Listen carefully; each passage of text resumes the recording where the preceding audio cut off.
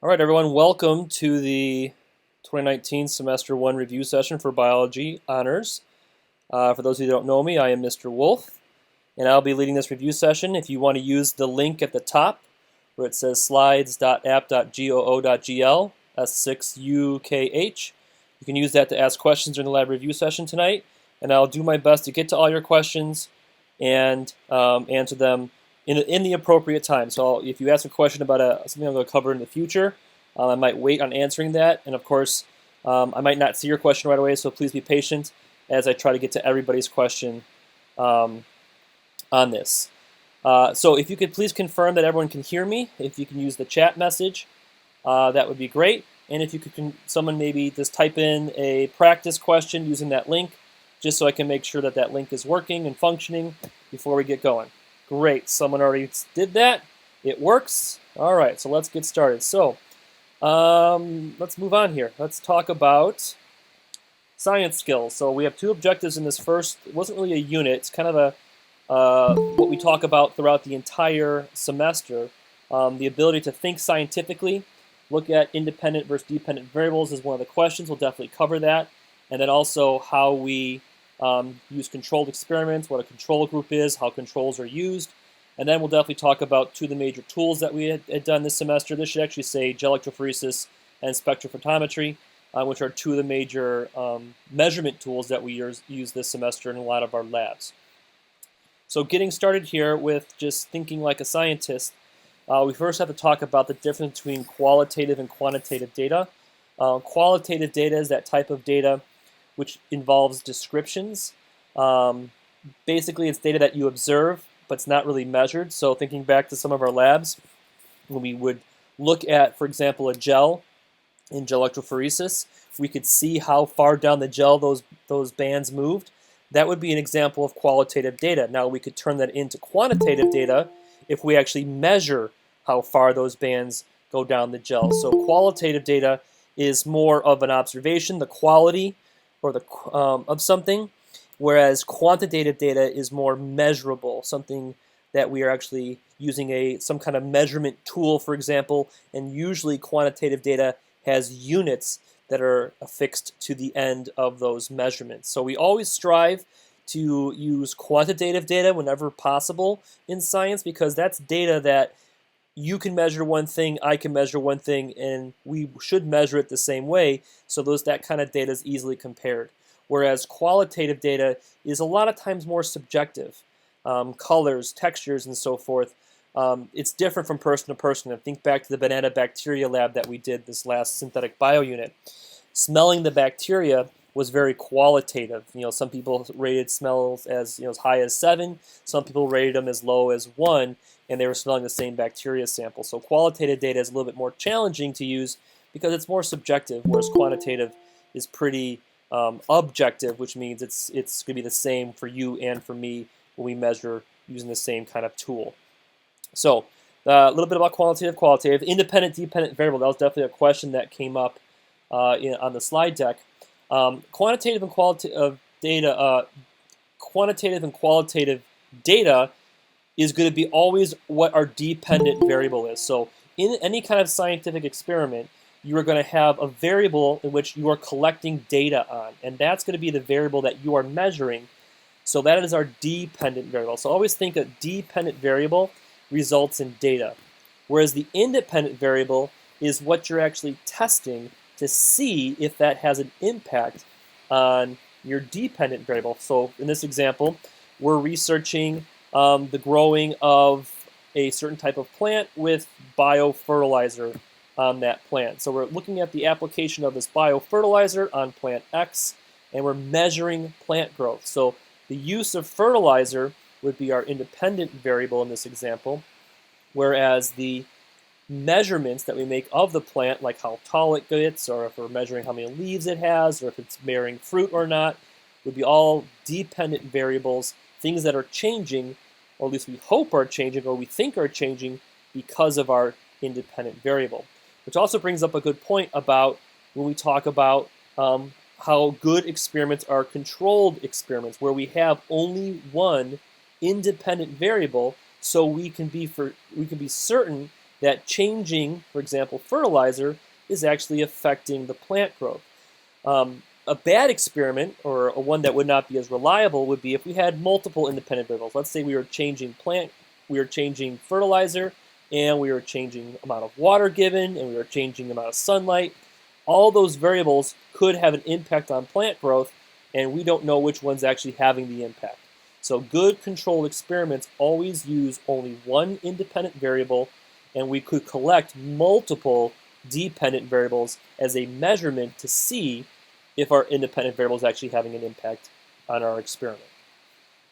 So some practical experiments that we did. One of the very first labs we did this semester was using gel electrophoresis, which basically is a biology tool that separates molecules based on size using electric current. So when you look at the word electrophoresis, it literally means to carry with electricity. And what we're carrying are molecules through a gel. So we have this apparatus called electrophoresis chamber, and in that chamber we put a gel. That gel is made of usually agarose, which is a porous gelatin-like material.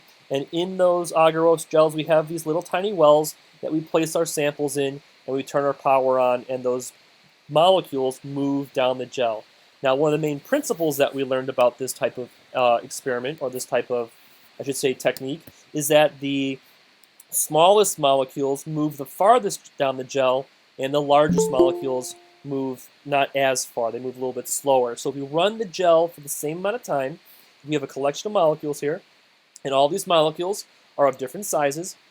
If we run them for the same amount of time, we would expect the smaller ones to have an easier time getting down the gel, whereas the bigger ones have a harder time, they stay closer to the wells. So essentially, one function of gel electrophoresis is that it allows us to sort molecules based on size. We can see which ones are smaller, we can see which ones are larger based on the distance they travel down the gel. So that would be an example of qualitative observations, where we just visually see this one went farther, that one went less, not as far, and we can look at those comparisons. Another way we use gel electrophoresis is to just see if molecules are present, like if we have certain molecules that we know are present. For example, if we look at this ruler here, and I know that we have a molecule of a certain size that we're searching for, we could see if this gel has that molecule in it. So that's another way we use gel electrophoresis to actually search for molecules. Like, for example, we know if a molecule is, for example, 60 kilodaltons big. If we get a band that travels down to the 60 kilodaltons line, we can identify, yep, we have that molecule in our sample.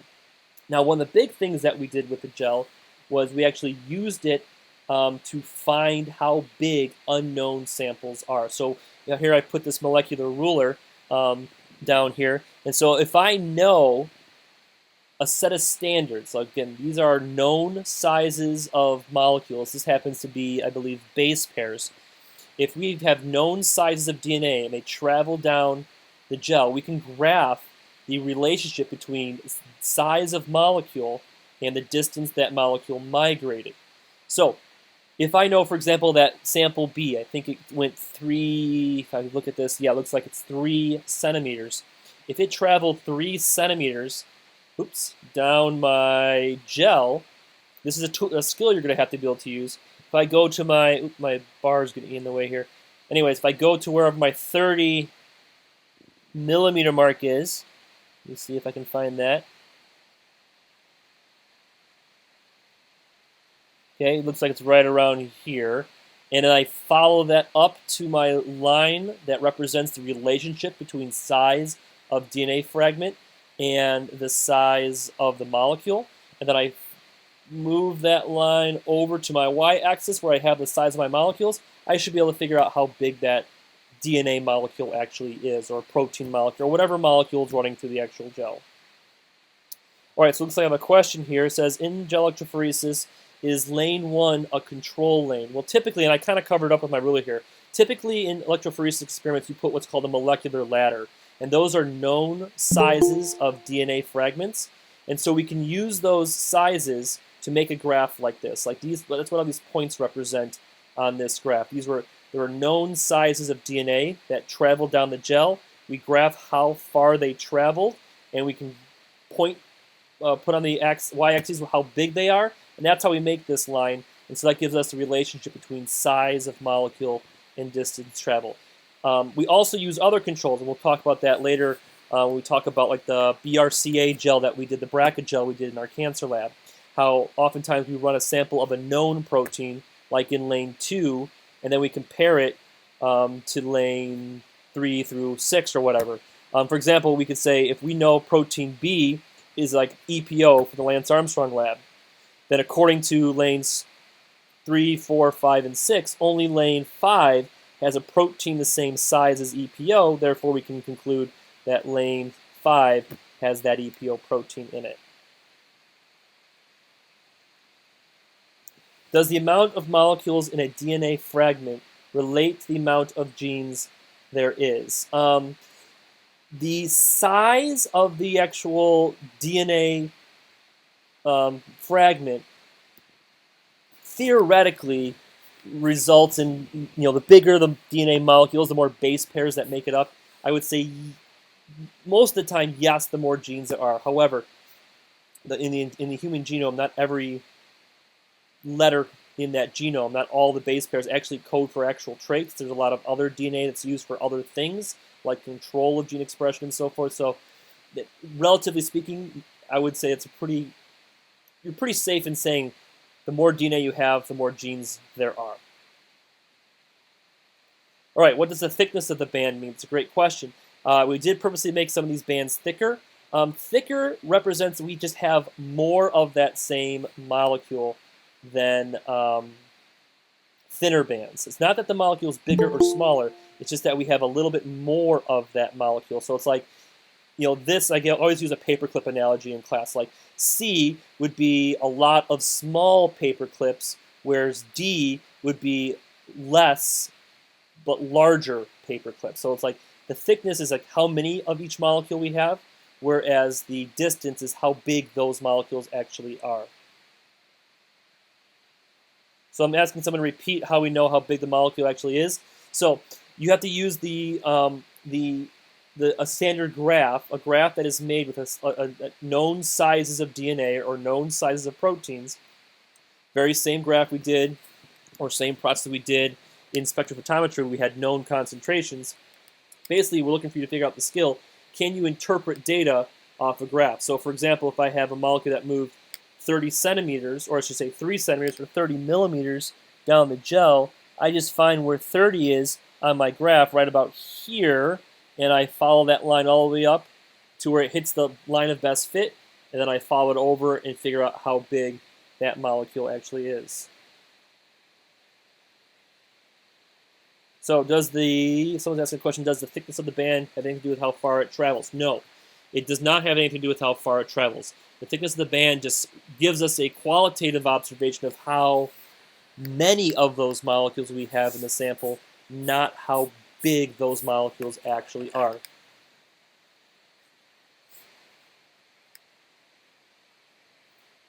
Oh, and I forgot to put slides here on spectrophotometry. I'll have to do that. Maybe we'll save that for Sunday night.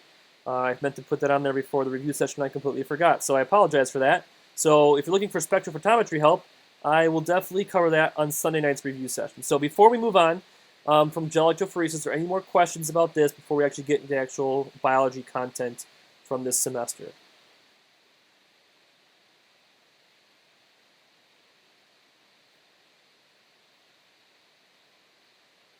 Okay, we will move on then to Unit 1, Central Dogma and Control of Gene Expression. So we had 3 objectives in this unit.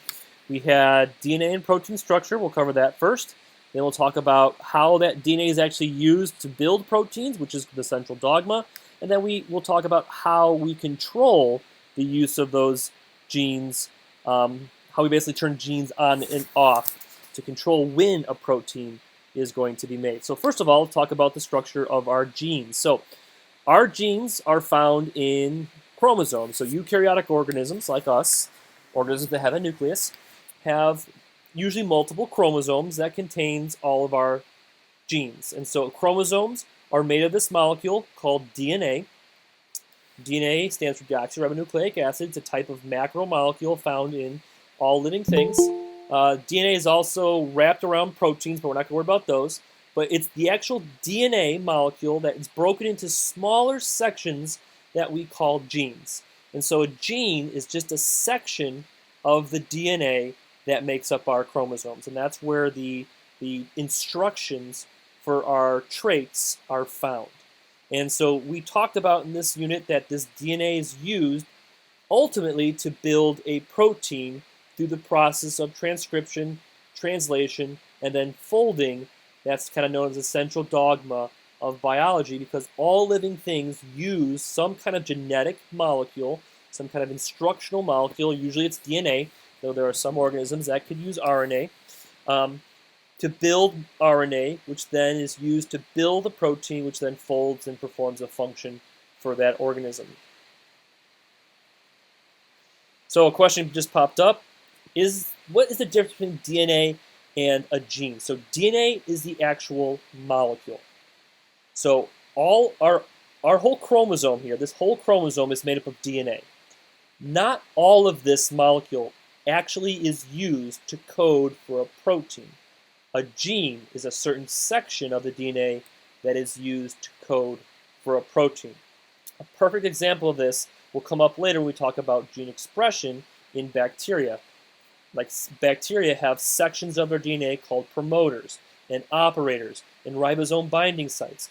Those are made of DNA, but those don't actually hold any code to build the amino acid. Those are part of the DNA that help control when or if the DNA is actually going to be used at all to actually build that protein. All right, I'm seeing some questions coming up in transcription and translation. I will definitely cover that. I'm not going to ignore those for much longer, but I will get to those questions, so just hold on. I want to talk about DNA structure and protein structure first before we move on. Okay, so someone asked a question on one of the first slides, what is a nucleotide? A nucleotide is made of 3 parts. You should be able to recognize these 3 parts. We have a phosphate group, a pentose sugar, which this dumb bottom bar would go away. There we go. In DNA, it's called deoxyribose, so it's a pentose, which means it's a pentagon shape. You don't need to remember that, though. And then we have different nitrogenous bases. And really, our DNA molecule is structurally built because of this repeating phosphate-sugar backbone. And that's what gives the molecule its structure. And we know this structure as being our double helix. So this ribbon-like backbone right here is what keeps the molecule in its alpha helix or double helix shape. And the nitrogen bases, the adenines, the guanines, the cytosines, and thymines, are the actual functional pieces that give us our DNA code. And so we talked a lot about this first semester, structure and function of things. The structure of the DNA molecule is because of the phosphate-sugar backbone, whereas the function of the molecule really comes from the order that these nitrogen bases are in. And that's what we focused on a lot during this unit. Great question. Why is DNA double-stranded while RNA has only 1 strand? Technically, we've been keeping something from you. Not all DNA has to be double-stranded, and not all RNA has to be single-stranded. We just talked about the most common use of DNA, or how we see DNA, which is double-stranded in the nucleus.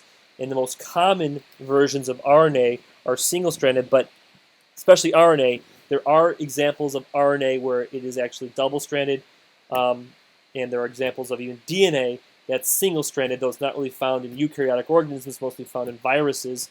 But for our purposes, DNA is double-stranded. It's really the reason why DNA is double-stranded is that this molecule is very stable. It doesn't break down, so it's a great molecule for storing information for a long time. Whereas RNA, which is single-stranded usually, is less stable. It's easily broken down, but it's also easily made.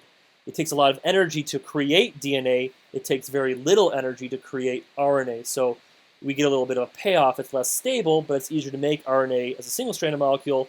And then DNA is better for the long-term storage because it's more stable and structurally sound and won't break down as easily.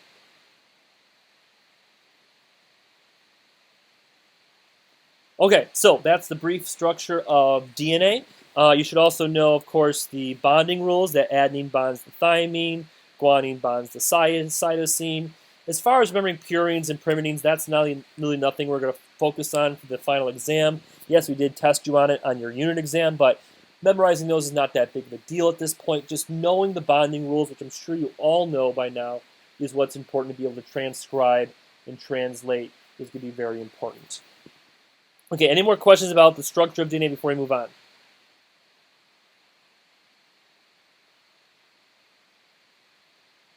All right, so moving on. The structures of proteins, or the building blocks, I should say, of proteins, are these molecules called amino acids.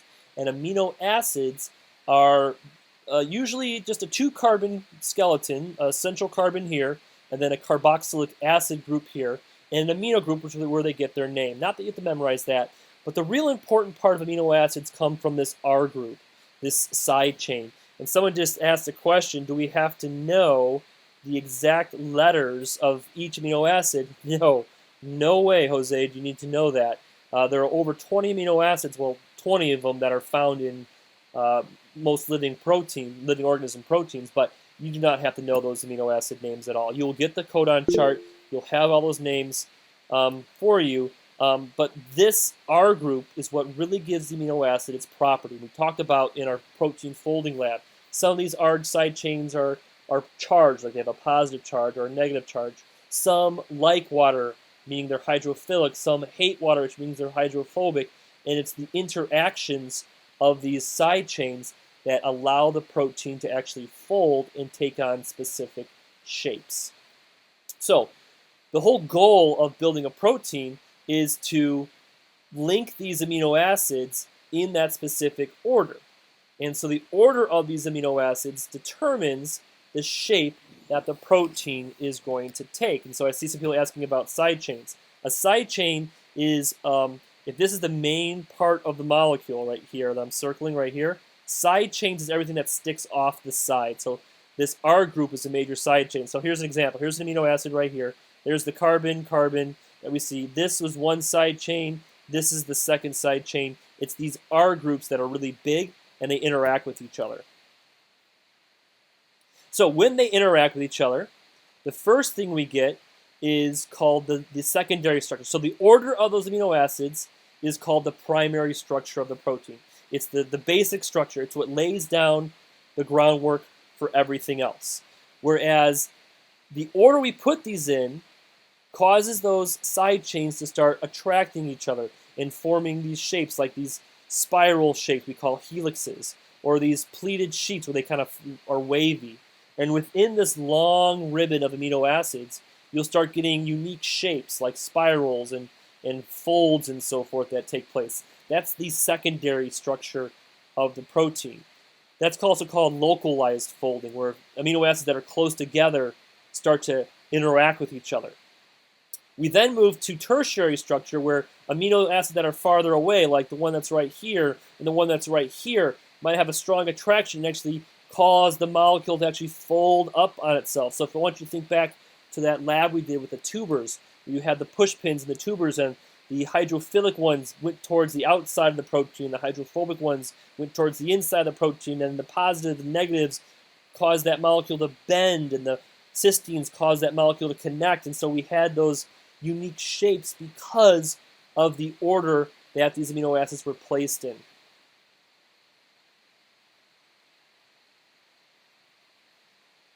We need to know what happens during the primary, secondary, and tertiary. I would focus on the first three, what primary structure is, what secondary and tertiary structure are, and how they're related. And wouldn't worry about quaternary. We didn't talk about multiple polypeptides acting together. But you should know the basics about these three levels of structure. What is the main goal of building proteins? Proteins are the most functional unit, most functional molecule found in living cells. Proteins do all the work that cells need to get done. So explain the starting point, how a protein folds. Okay, so the starting point of how a protein folds. Well, we first have the order of these gray bead-shaped things here. Those are amino acids. We put those in order. once they are in that specific order, we then start to make little tiny shapes like these spirals and these wavy patterns.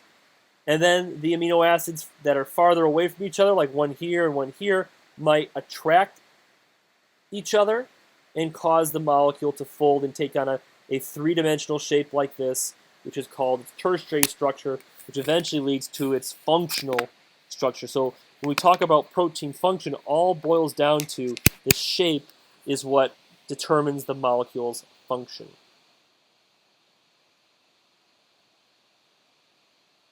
I wonder if I could turn this dumb bar off. If somebody could figure out how I could turn this dumb bar off, I'd be really happy. It's really annoying me. So, moving on to the central dogma of biology, probably the biggest part of this unit. We use our DNA molecule. Our DNA molecule, the molecule with the A's, the T's, the C's, and the G's, the double-stranded molecule, which holds the code for proteins. We use that molecule to transcribe the message into a messenger RNA molecule like this. This is the molecule that can leave the nucleus and be used to build the protein. The DNA molecule stays in the nucleus safe and sound because it's the master copy of our instructions. This is kind of like the master blueprint of building a building, like the building that we're building right now at Vernon Hills. Like there's a blueprint somewhere in some office of how to build that building. And the construction workers bring copies of it to the construction site to use when they're building that structure. That way we can destroy this, we can spill coffee on it, rip it up, and so forth, and damage it as much as we want, and we haven't damaged our original. So the whole idea of this process is that we keep the actual message safe and sound, and our messenger molecule that gets used up, or is going to actually be used, is not going to affect the original message. So that's transcription, going from DNA to RNA. Translation is when we take this mRNA and we use that code to put those amino acids in the correct order to go through its primary structure, and then secondary structure, and then tertiary structure to build a functional protein.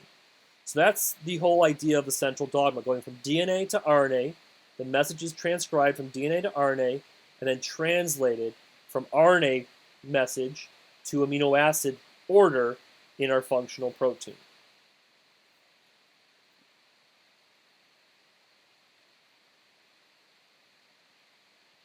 Someone asked a question, can there be problems or mutations with the amino acid order? Well, mutations, we'll talk about this a little bit later, but mutations are a permanent change in the DNA, and they could mess up the amino acid order, which messes up how the protein folds.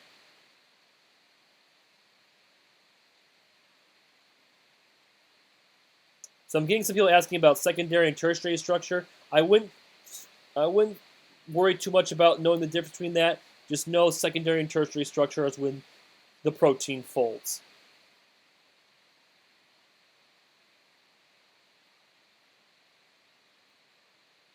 It's not that central dogma is used to build a protein. I would say central dogma is the process of building a protein. It's how cells build proteins. All right, so we'll get to tRNAs and mRNAs in a second. Let's talk about how this process actually works. So the first step, this is a great picture. This does happen in both eukaryotic and prokaryotic cells, so both eukaryotic cells and bacteria.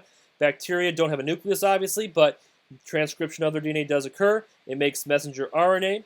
That messenger RNA is read by a ribosome, and that ribosome puts those amino acids in the order to build the polypeptide, which will eventually be the protein. Happens also in eukaryotic cells like ours, except the nucleus is a separate location where transcription happens, and then translation happens out in the cytoplasm or the cytosol of the cell.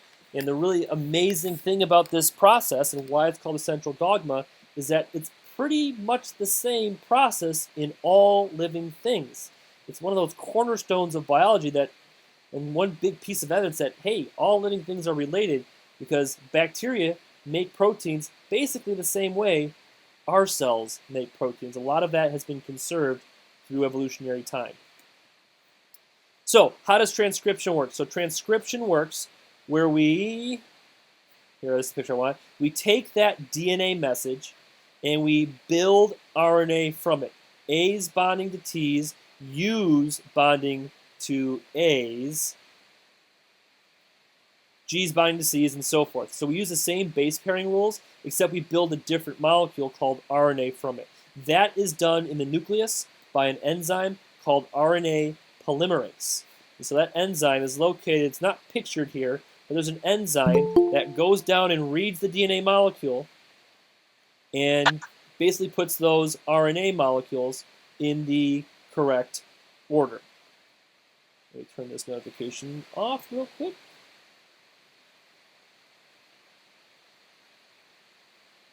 So that's transcription. Now, translation happens out here in the cytoplasm where a ribosome starts to read off that messenger RNA, and then transfer RNAs that aren't really pictured here are carrying amino acids to the ribosome, and the ribosome knows how to put those in the correct order based off of the base pairing rules found in the mRNA.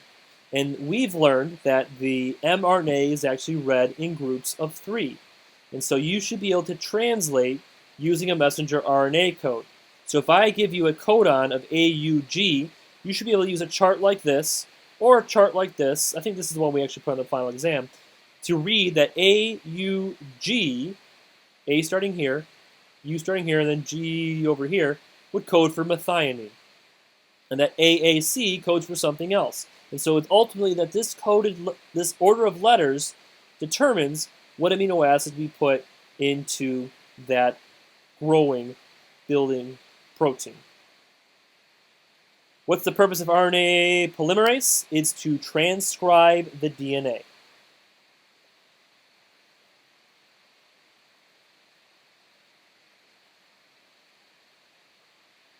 Yes, on the final exam, you get the chart of all the amino acids. So you'll get a chart. I believe we give you this chart right here, this one that looks like a circle. That will be given to you on the final. What is the difference between eukaryotic and prokaryotic cells? Why are we eukaryotic? We are eukaryotic cells because we have a nucleus. Our cells all have a nucleus where our DNA is found, and we also have membrane-bound organelles in our cells, which we fall into a domain called eukarya, like other plants and animals and so forth, whereas prokaryotes don't have a nucleus, don't have organelles. Those are mainly your bacteria.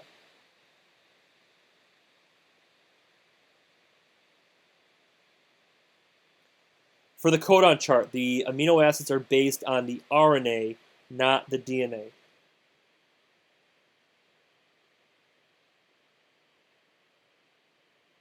You should know where transcription and translation takes place.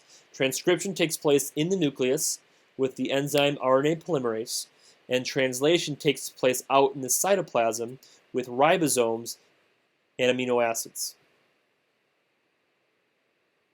rRNA stands for ribosomal RNA. We didn't really worry about it. That's more of an AP topic, where rRNA is what builds or actually makes the ribosome is actually made up of RNA itself. It's called ribosomal RNA. The purpose of the mRNA is to carry the message out of the nucleus into the cytoplasm where it can be translated.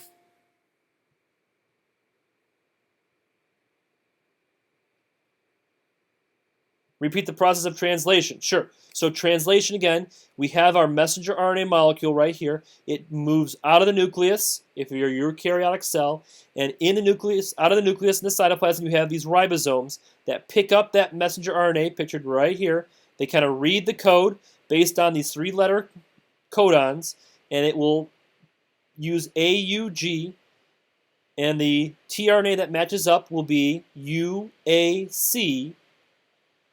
But that tRNA will be carrying a specific amino acid called methionine, and it will put that amino acid in that order. If you're really looking for more information about transcription translation, I highly recommend you watch a video. Just find some animation online. I believe the study guide has some example videos that you can look at. If not, I will definitely post those on there later tonight. I have some videos that might be good for you to watch. I always recommend Bozeman Science as great videos if this is something you really need more help with. But I would like to move on away from transcript translation. We have about 20 minutes left, and we still have to talk about gene expression in this review as well. Oh, what does DNA polymerase do? Well, if RNA polymerase builds RNA. Can you guess what DNA polymerase builds? It builds DNA, and that's involved in DNA replication, which we didn't really cover. We didn't think it was that important to talk about, so don't worry about that. And by the way, you can make the bottom sidebar smaller by pressing Control minus. Oh, let's try that out. Even on a Mac, let's see. It doesn't seem to be working. Maybe Command minus? Nope, that's not working on my Mac, unfortunately. Too bad, because that little sidebar is very annoying.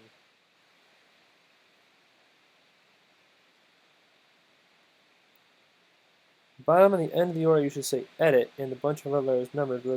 So delete and leave everything that comes up before that.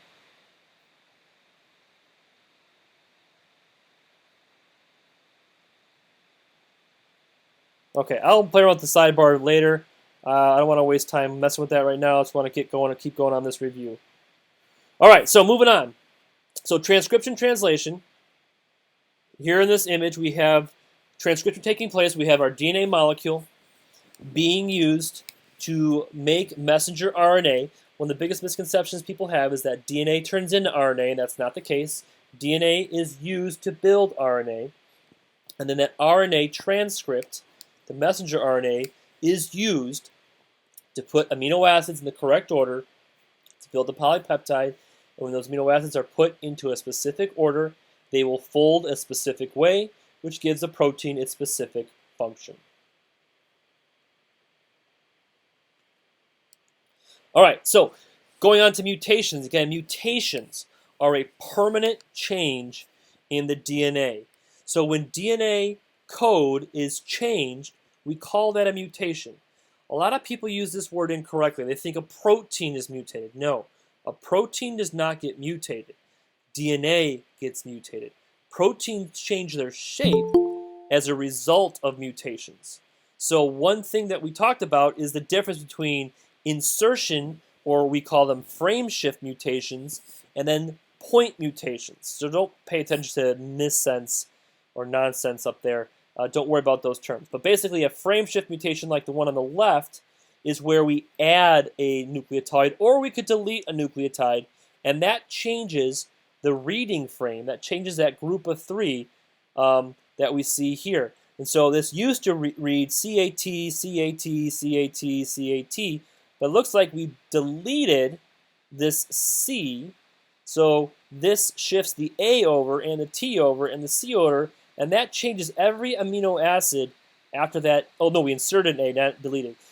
But anyways, that changes every amino acid after that. And if these amino acids have different properties, they will fold the protein differently, and that could change the function of that protein. Whereas a point mutation, if we just switch an A with a C, that will only change that one amino acid in that codon. The other amino acids in the order will remain the same, and so a lot of times, point mutations, yes, they could have a big impact, but not as often as what a insertion or a deletion mutation would do, because that's going to change many more amino acids in the sequence. So if someone's asking what a polypeptide is a long chain of amino acids which will eventually fold into a functional protein.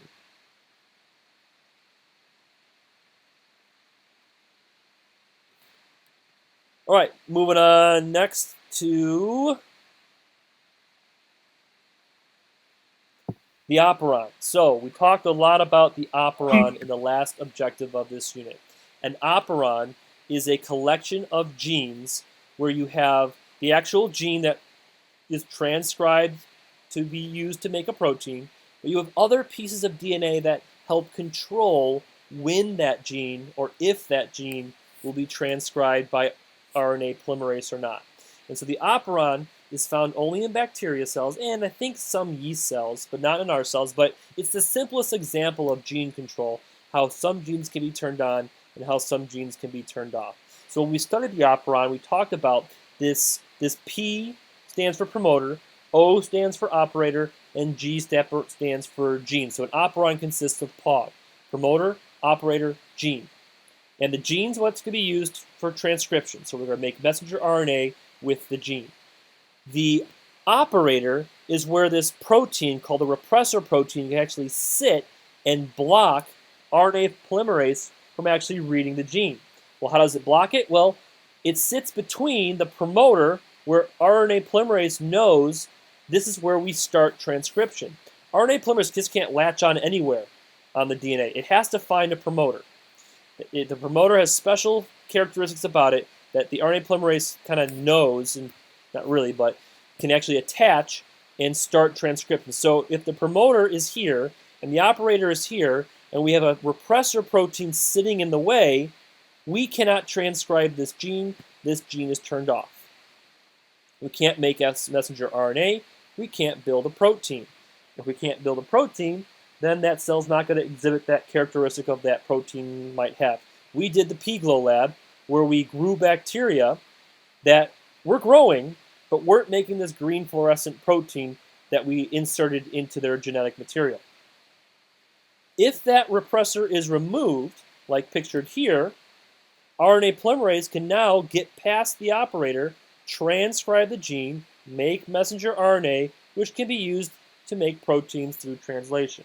That's what happened when we added arabinose sugar to the agar that the bacteria were growing on.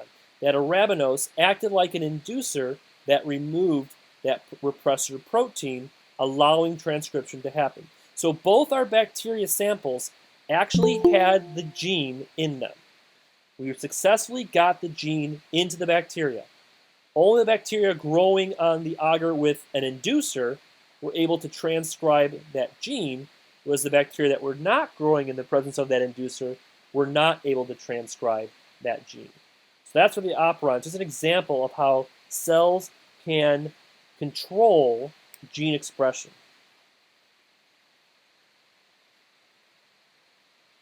Let's look at some questions here. So basically, does the inducer determine if the gene will be expressed or not? In this case, yes. The presence of the inducer determines if the gene will be expressed or not. In this example. Now, there are other examples where a gene by default is always on, and then you have to add what's called a repressor to turn it off. But that's not the example that we talked about. The job of the operator. So the operator is a section of DNA pictured right here that sits between the promoter and the gene, where a repressor protein can bind and prevent genes from being transcribed. Is the promoter always in the DNA code? Yes, if there's a promoter, the promoter is DNA. And that's where we got to get past the point that DNA is the same thing as a gene. The promoter is made out of DNA. It's just a section of DNA that is not used for building the protein. It's the section of DNA that's used for controlling where RNA polymerase is going to bind so transcription can take place.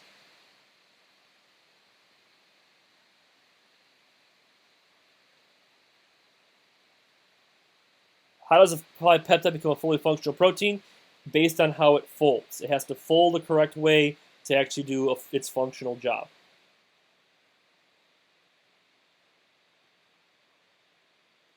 Is the RNA polymerase only attached when it's on? Well, the RNA is constantly attaching and unattaching. Like it's kind of like floating around, bumping in the promoter, gets blocked, so then falls off. No one might bump in, grab the promoter, gets blocked, and then falls off. Whereas if there is no repressor here, it bumps in the promoter, attaches, gets past the operator, and then starts transcription. So, is it always on the repressor? No. I'm sorry, is it always on the promoter? No, it's kind of jumping on, jumping off as the molecules are moving around in the cell. Will the inducer do its job with a repressor present? I guess yes. The inducer will change the shape of the repressor so it can't attach to the operator, so we can't block transcription from happening. An inducer is just any molecule that changes the shape or does not allow the repressor to block transcription. And the inducer in pGlow was the arabinose sugar that was added to the nutrient agar. So if the arabinose sugar is present in the bacterial environment, it will remove the repressor and allow that gene to be expressed.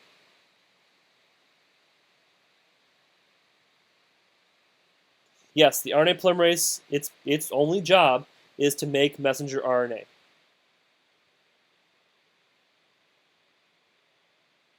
A repressor is just a protein that blocks transcription from happening.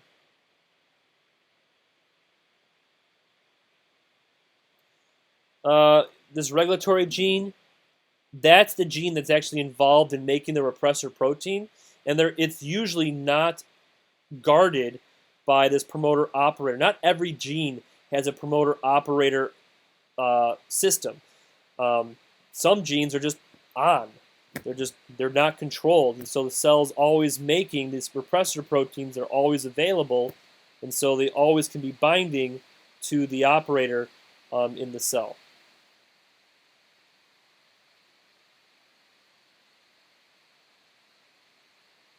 When does the operon work? It's working via transcription. So this is how we control transcription in the cell.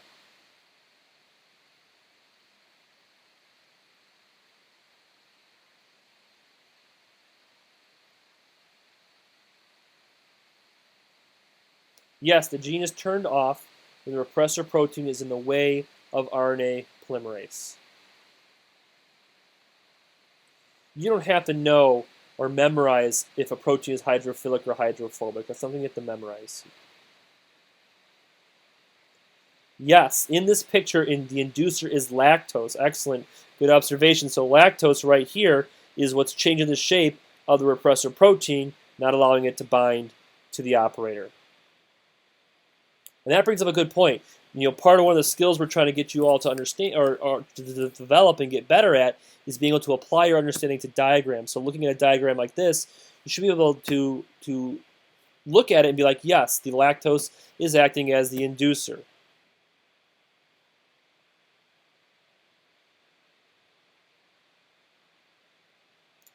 No, we're not going to do cell cycle and cell division tonight. That's going to be saved probably for Sunday. We only have 8 minutes left.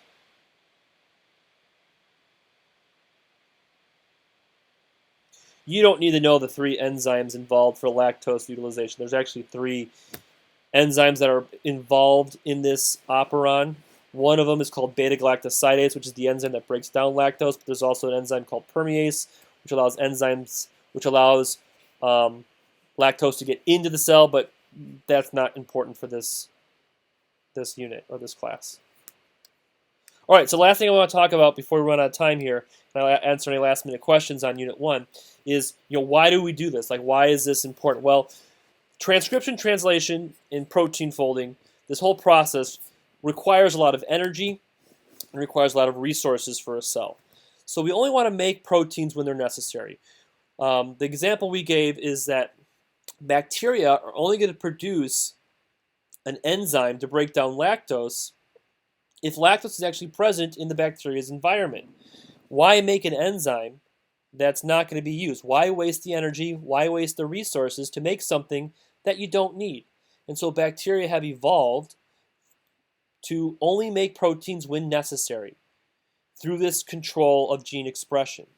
For more complicated organisms like ourselves, it's what leads to the differentiation or how our cells act differently. For example, liver cells make an enzyme called alcohol dehydrogenase, which breaks down alcohol. And so in liver cells, this gene is being transcribed into RNA and making this enzyme that breaks down alcohol. You don't need that gene turned on in a neuron. A neuron's job is to not break down alcohol. Its job is to send chemical messages, which are neurotransmitters. So it has a different gene that is turned on that builds neurotransmitters. Now, we received all of our DNA from the moment that sperm cell fertilized that egg cell that became us. Every cell in our body has every gene required for every cell and for every function our body needs. Now, not every cell can perform every function that our body needs, so cells become specialized by controlling which genes are turned on and which genes are turned off. In liver cells, the alcohol degenerase gene is turned on. The neurotransmitter gene is turned off. In neurons, the alcohol dehydrogenase gene is turned off, and the neurotransmitter gene is turned on. and this allows cells to perform different functions based on what proteins they're able to produce. All right, so that is basically it on the central dogma in Unit 1, which was a big unit. There was a lot of content in that unit, so I'm glad we got through a lot of it. I hope I answered most of your questions. I'm going to kind of scroll through here and see if there's any more questions left.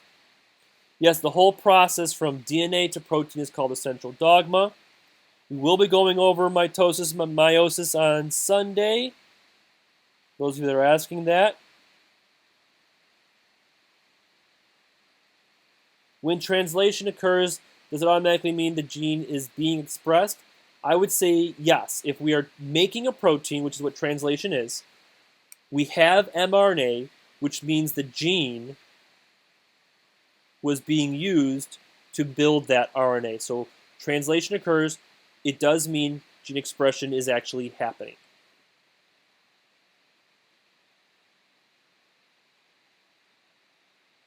All right, I'm just scrolling through here, seeing if there are any more questions.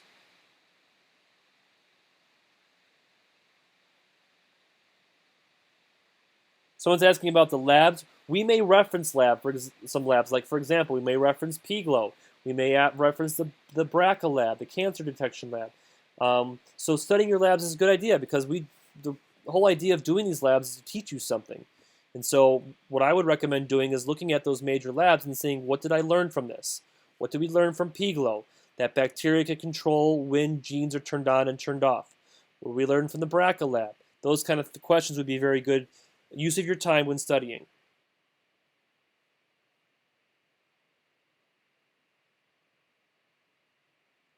All right, difference between mRNA and tRNA. So mRNA is made directly from the code in DNA, and that carries the message. The tRNA are carrying amino acids to the ribosome. They are transferring amino acids to the ribosome to put those amino acids in the correct order based on the code of messenger RNA. Translation is the building of the actual protein. Transcription is using the DNA code to build an mRNA code.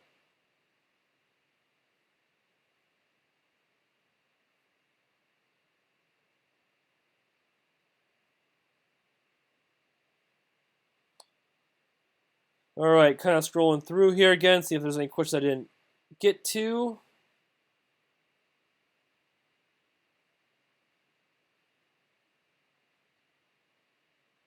Ooh, here's a good question. What are the building blocks assembled in transcription? So in transcription, you are using RNA nucleotides to build messenger RNA. Nucleotides are the basic building block of DNA and RNA. In translation, you're using amino acids to build a protein.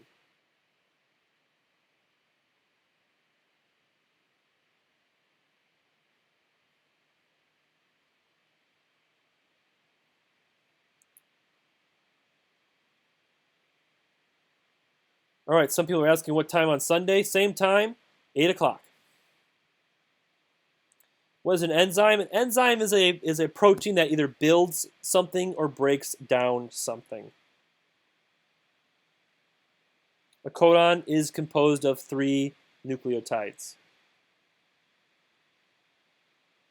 Yes, we will review in class. I will try to cover the Bradford lab on Sunday.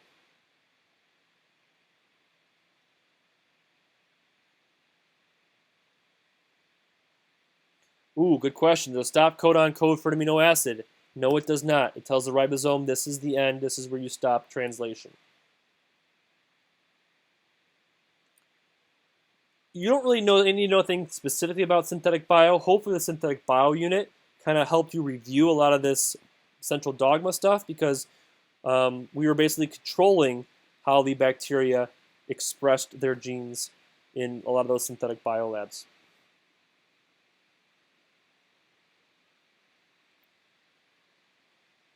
Yes, the Bradford lab and the Lance Armstrong lab are the same thing.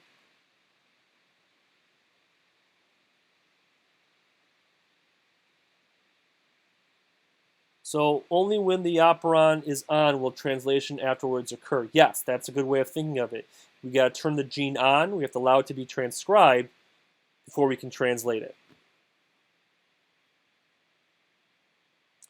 All right, it looks like that is all the questions, and it is 9 o'clock. I thank you all for participating tonight. There are some great questions. If any more questions do come up, feel free to ask them in class to either me or Ms. Dahl, depending on who your teacher is. I hope you all have a great night, and I will see many of you tomorrow. Thanks for watching.